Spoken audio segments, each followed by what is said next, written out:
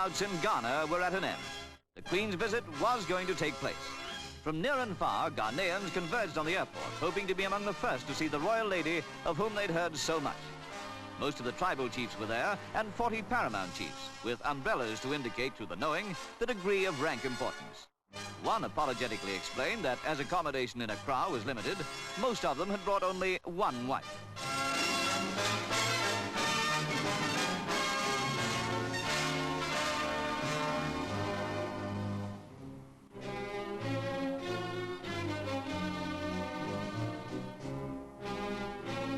Drums announced the arrival of the aircraft. President and Mrs Nkrumah arrived with members of the government and other persons of importance. And what a majestic sight when the giant Boeing taxied in.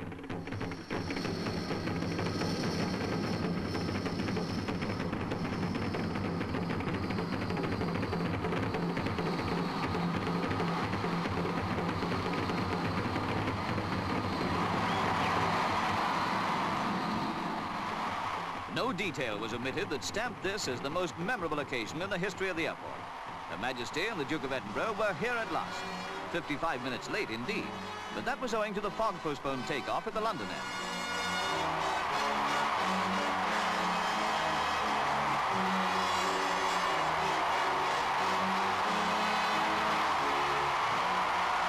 As the Queen was escorted by the President, the Duke walked with Mrs Nkrumah, the Egyptian-born lady whom the President married 4 years ago. The Osajifo, as Nkrumah loves to be called, the word means redeemer, presented the chiefs and others of note. Their obvious pleasure showed how keen the disappointment would have been if Her Majesty had not come to Ghana. It all seemed to illustrate the mystique of the monarchy. For while Ghana insists on being a republic and makes it clear to the people that Her Majesty is not their queen, all at the airport received her with as much enthusiasm as if she ruled over them by divine right.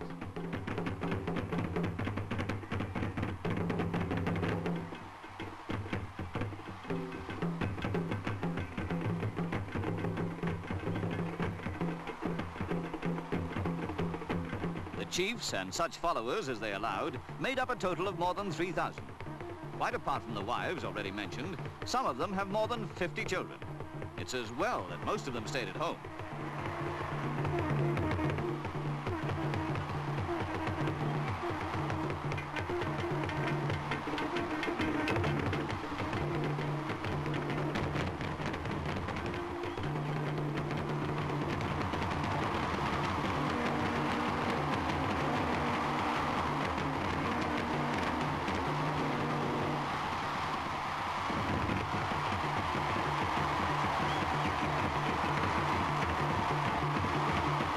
When all the greetings and presentations were over, the President and his guests began the 6-mile drive to the Christiansborg Castle.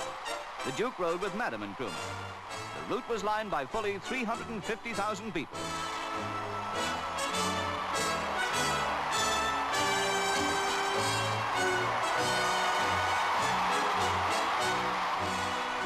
Next day, there was a parade of the armed forces in the Queen's honour.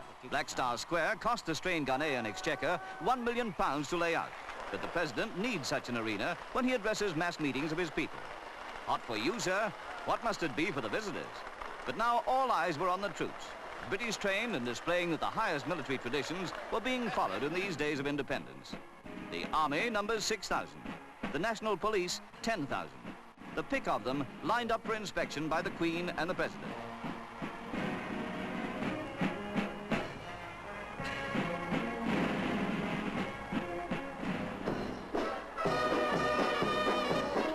The Queen could well understand with what pride Nkrumah and his people look upon the army. Independent Ghana is a very young nation, only 4 years old. It was not proclaimed a republic until last year.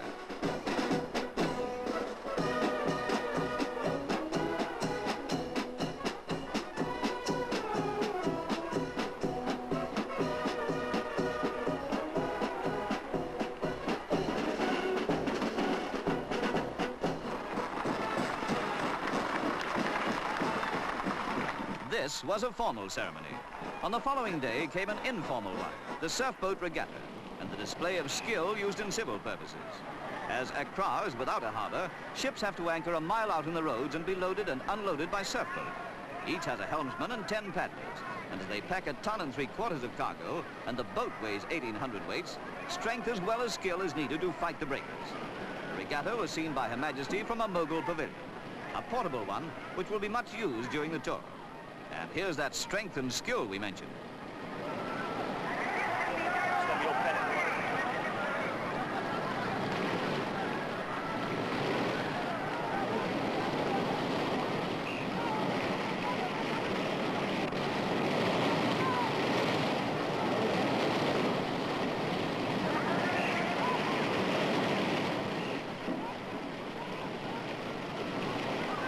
Naturally, the people of Accra are very fond of the surf boats and the men who man them.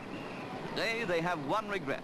When the huge artificial harbour at Tamar, 6 miles away, is completed, the surf boats will be out of business. Perhaps that was one reason why the 1,000 men and the 115 boats taking part determined to put up a fine show. How well they earned their applause. More of the real Ghana was seen at the Makola Market, an association of 80,000 members. Here the Queen met the people. Indeed, almost rubbed shoulders with them.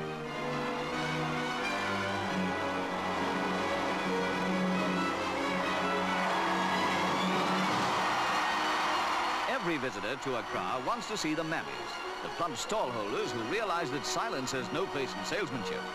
Anyway, it's all here. Gay clothes, they have to be gay to sell in Ghana, spices, vegetables, and doubtless detergents.